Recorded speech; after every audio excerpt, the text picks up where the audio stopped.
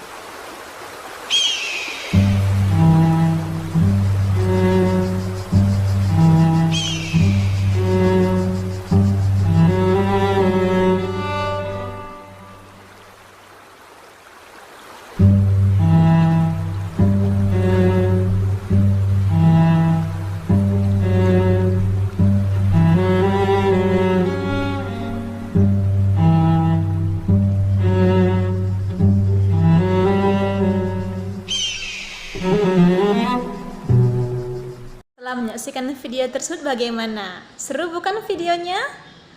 Anak-anak sudah lihat bukan bagaimana kekuatan mereka bersatu bersama-sama untuk bisa sampai dengan tujuan mereka.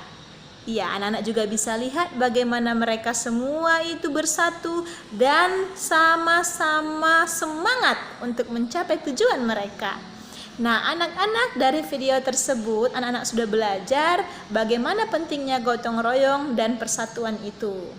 Nah, anak-anak untuk tugasnya, untuk semakin melatih anak-anak tentang apa itu gotong royong, apa itu tujuan gotong royong, dan apa fungsinya buat kita, anak-anak bisa kerjakan soal yang akan Ibu berikan pada Bu Pena halaman 16. Ayo berlatih, ada nomor 1 sampai nomor 4, anak-anak bisa kerjakan soalnya di buku latihannya. Dan tetap ingat anak-anak harus menjaga kesehatan ya. Jangan lupa dikerjakan dengan bantuan orang tua. Oke anak-anak, sampai di sini dulu pelajaran kita hari ini. Kita akan lanjut pelajaran berikutnya untuk esok hari. Oke anak-anak, tetap semangat.